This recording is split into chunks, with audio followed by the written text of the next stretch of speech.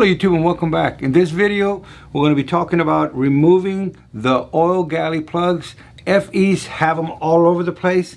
It's an itty bitty little plug, and how are you going to remove this in a timeless fashion? We want to do it fast, but we want to not damage the block. And I've seen everybody do all kinds of medieval things on these and then end up damaging the block, and we don't want to do that. On a restoration, we're going to do a press in fit plug. On a performance engine, we're going to tap all these out anyway and put in a screw in plug.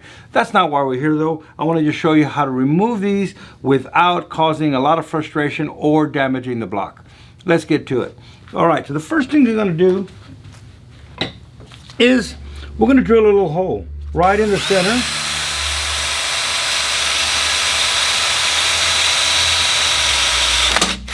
Oops, or as close to the center as we can. We're going to be using a slide hammer. Doesn't matter what brand. We're going to be using a sheet metal screw.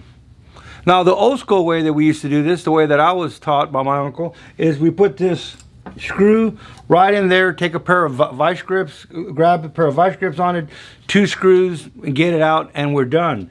I like to change stuff up just a bit and go ahead and screw a screw in the hole that we just drilled and use a slide hammer, so then we're not even using vice grips or screwdrivers or anything else, which is perfectly fine. As long as you put a sheet metal screw in there, get a pair of vice grips on it and do it, and that's all you need to do.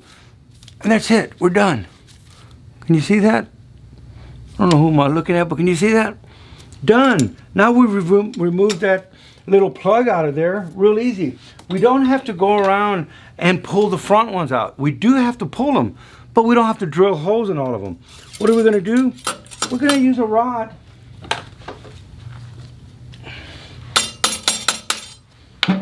Voila, done. See that? There's my front one. So instead of sitting here and drilling them all out, drill the rear ones, use a rod, slide through and pop all the front ones. On the front ones on an FE, you also have one over here by the distributor hole. So by the distributor hole, there's a little one. So you'd have a hard time getting in there and drilling that one.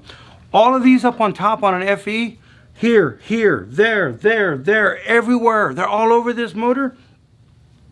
Easy cheesy. Let's do one more, just so you can see it wasn't just a fluke.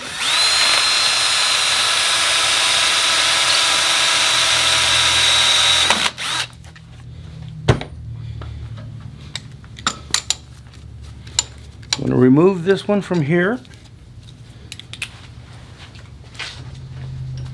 I'm just using a vise. You could take a little pair of vice grips and grab that plug. What have we removed so far? We've removed the 3 plugs already. This is quite quick, easy, and you could put a slightly bigger hole. Sometimes it will strip out on you, so I like to do with the small hole first. If it strips out, then I can still put a bigger screw. If you go ahead and go to the big screw now, then you might not be real happy if you strip one out. And occasionally it'll fight you, but it's real simple, really quick. See that? Voila. Voila, or voila, or however they say it. I'm gonna run our rod through the other side and pop out the front plug. That quick, that easy, we're done.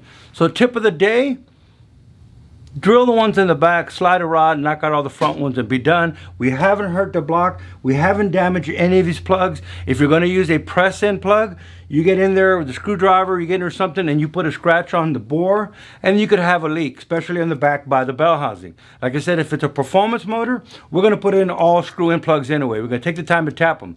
But if it's a restoration, a high-end restoration, we want to use factory plugs. We don't want to go ahead and change anything. All right, tip of the day. I hope this helps y'all out. If it does, leave me a like, a comment. Let us know if this is working for you. We'll see you on the next one.